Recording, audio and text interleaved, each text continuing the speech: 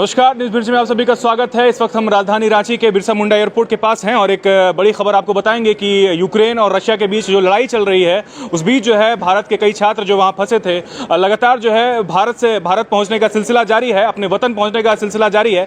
यहाँ पर हमारे पीछे जो छात्र देख रहे हैं आप, दो छात्र खड़े हैं, उनके परिजन खड़े हैं, वो रिसीव करने के लिए आए। हम बातचीत करेंगे सीधे।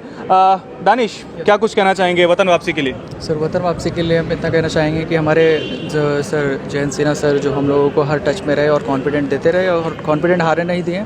और ख़ासकर हमारे इंडियन एम्बेसी, वो लोगों ने हम लोगों के लिए बहुत कुछ किया है। और हमारे सबसे बड़े हेल्पफुल एयरक्राफ्ट एयरफोर्स वाले, वो लोग हम लोगों को वहाँ से लेके आए हैं विद C-17 एयरक्राफ्ट। और हम लोगों को अपने वतन एकदम सही सलामत लेके आए हैं। और ख़ासकर हम अपने मम्मी पापा और सबसे मिल पा रहे हैं, इस बात की हमें दिल से खुशी है, बहुत खुशी है हमें।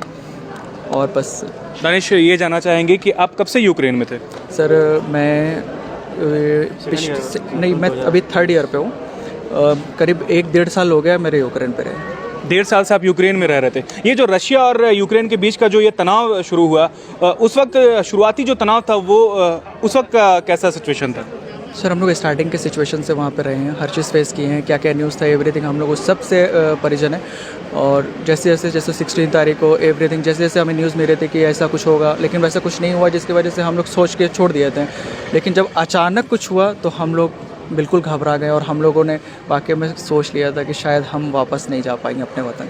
लेकिन आज हम अपने वतन में हैं, इस बात का दिल से खुशी है कि सिर्फ और सिर्फ हमारे इंडियन प्राइम मिनिस्टर के द्वारा। यूक्रेन में जिस स्थल पर थे आप, जिस एरिया में थे, वहाँ की स्थिति क्या थी? कैसे सर्वाइव कर रहे थे आप? सर, मैं जिस सिटी में था वो था लवीव सिटी, और उस सिटी में ज़्यादा सेफ़ था हमारे कीव के मुकाबले में। लेकिन धीरे धीरे वहाँ की स्थिति भी बहुत बेकार होती चली गई और वहाँ के भी लोग सब जब जाने लगे तो वहाँ पे खाना पीना सब एकदम शॉर्ट होने लगा और धीरे धीरे फिर बिजली भी जाने लगी। तो इसीलिए स्थिति बहुत ख़राब हो गई थी कि हमें रोज़ सुबह बंकर में जाना पड़ रहा था, फिर शाम में एयर सायरन बजा तो बंकर में जाना पड़ रहा था। इसीलिए हम लोगों ने फिर डिसाइड किया कि बॉर्डर चलना है, वहीं सेफ रहेंगे, वहीं रहेंगे। अच्छा, बात करें यूक्रेनियंस की, तो इंडियंस के प्रति उनकी क्या मतलब कि कैसे बिहेव करते हैं, कैसे ट्रीट करते हैं वो लोग? Sir, really I don't know, but initially sir हम लोगों ने कभी ये चीज़ को फेस नहीं किया कि यूक्रेनियन कभी हम लोगों से हेट करते हैं। लेकिन ये चीज़ हमें पता चला स्पेशली जब बॉर्डर पे, जब ये हमारे साथ ये लोग ऐसे कर रहे थे, जैसे स्पेशली कभी कभार कमेंट भी दिए हैं इंडियंस को बोल के। और हम लोग यूक्रेनियन ऐसा नहीं कि नहीं समझते, हम लोग स्टूडेंट है 3rd ईयर में और यूक्रेनियन आती है तो काफ़ी समझे और वो कमेंट भी दे रहे थे। तो इसलिए काफ़ी उस समय हम लोगों को रियलाइज़ हुआ कि वाकई में ये इंडियंस के लिए बहुत गलत करते हैं। इसलिए तभी हम लोगों को हेट हुआ है सर उन लोगों से। अच्छा, यूक्रेन से बात करें, बाहर निकलने के क्रम में आपने बॉर्डर तक जाने की कोशिश की, वहाँ पर हालात कैसे थी?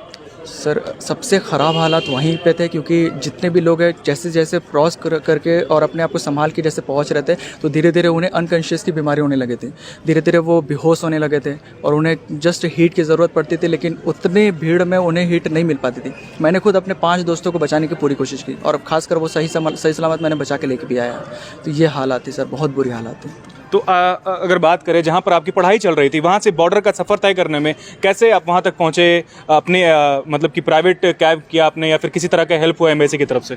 सर, स्टार्टिंग के टाइम पे जैसे 23rd में जब ये बॉम्ब ब्लास्ट हुआ था तो फिर हम लोगों ने फिर जैसे डिसाइड कर लिया कि जैसे फिर एयर सायरन बजना स्टार्ट हुआ तो हम लोगों की घबराहट और बढ़ने लगी। तो हम लोगों ने फिर ज़्यादा एम्बेसी का वेट नहीं किया, बस इतना पता किया कि पोलैंड के बॉर्डर से हम लोगों को इंडियंस को किसी को जाने के लिए मिला जा रहा है। तो फिर हम लोगों ने अपना कैब बुक करके निकल गया। लेकिन हम लोगों को 40 किलोमीटर अबव इतनी जाम मिल गई कि हम लोगों को कैब नहीं आगे जाना पड़ा। तो इसलिए हम लोग 40 किलोमीटर चल के गए। उसके बाद फिर 10 किलोमीटर फिर हम लोग बॉर्डर के लिए ऐसे किए हैं। अच्छा, मतलब कि बॉर्डर पे पहुंचने के लिए काफ़ी जो है मशक्क़त करना पड़ा आपको। आखिर में पूछना चाहेंगे, और ऐसे कितने लोग हैं जो वहाँ पर अभी वहाँ पर फंसे हुए हैं, और ख़ास करके आप भारत सरकार से क्या कुछ कहना चाहिएगा? आपको जो सपोर्ट मिला या फिर जिस प्रकार जो है आपको यहाँ तक पहुँचने के लिए? सर, तभी का तो सिचुएशन थोड़ा सा ठीक था पहले के मुकाबले में बात करें, क्योंकि तभी स्टार्टिंग फेज था। तो तभी सब हम लोग कुछ ज़्यादा पैनिक भी हो गए थे। तो उस केस में धीरे धीरे और भी सिचुएशन बढ़ने लगा। अब जाके भारत सरकार और जो भी है सब तक न्यूज़ पहुंच रही है और हमारी यूनिवर्सिटी भी हमारी हेल्प भी अब थोड़ा कर रही है कि टैक्सी वगैरह बुक करने। कहाँ से हैं आप? झारखंड में? मैं झारखंड में सर हज़ारीबाग से हूँ, चिश्तिया मोहल्ला। हजारीबाग से हैं आप। झारखंड हजारीबाग के जो छात्र हैं वो उनकी आवाज़ आप सुन रहे थे। आप बेसिकली आप मेडिकल की पढ़ाई के लिए वहाँ गए? Yes sir, MBBS 3rd year के स्टूडेंट हैं यस आप। सर। तीसरे साल के स्टूडेंट हैं और यूक्रेन में अपनी पढ़ाई अपनी भविष्य बनाने के लिए गए थे, लेकिन किस्मत कहें आप इसे जो कह लीजिए, इत्तेफाक कह लीजिए, आलम यह है कि पिछले एक हफ्ते जो है लगातार जो है यूक्रेन और रशिया के बीच की जो तनाव है वो बढ़ती जा रही है और इस बीच जो है भारतीय छात्र हैं उनका जो वहाँ पर स्थिति है वो दयनीय है। हम बातचीत कर, आप दानिश के पापा हैं जी हाँ, कैसा लग रहा है बताइए? I am feel very good. अब मैं बहुत प्राउड फील कर रहा हूँ और हम सब माननीय प्रधानमंत्री जी, माननीय मुख्यमंत्री जी और सांसद जयंत सिन्हा जी और हमारे एम्बेसी के अर्जुन सिंह जी को बहुत बहुत धन्यवाद देना चाहता हूँ कि हम उन सभी के सहयोग से मैं अपने बेटे से मिल पा रहा हूँ। मैं और इस सपोर्ट के लिए मैं बहुत बहुत धन्यवाद देता हूं और मीडिया प्रभारी को भी, मीडिया के भी लोगों को हम बहुत धन्यवाद देना चाहता हूं कि बहुत इन्होंने हाईलाइट किया और जिससे कारण आज सपोर्ट हो पाया और हम आज बच्चे से मिल पा रहे हैं। Thank you. बस अच्छा, ये एक सवाल हम करना चाहेंगे आपसे, क्या उम्मीदें थी कि आपका बेटा वापस वहाँ से आ पाएगा या फिर जैसा यहाँ से आपको सपोर्ट मिल पा रहा था, क्या लग रहा था? जी, जैसा कि मैंने हम इसकी हालत को देखा, उन्होंने कहा कि वहाँ बॉर्डर पे हम 2 दिन से मेरा पानी ख़त्म हो गया है, खाना ख़त्म हो गया है। उसको वहाँ जाने से पहले मैंने ड्राई फ्रूट इनके पैक में रखवाया था ताकि वहाँ पर आराम से निकल सके। लेकिन जब इन्होंने बोले कि हमको पानी ख़त्म हो गया तो मैं बहुत विचलित हो जाता था और ऐसे में हम जैन सर को और या एम्बेसी को हमने कॉल करके कहा कि कुछ प्रोवाइड किया जाए, उसकी हालत को बचाया जाए।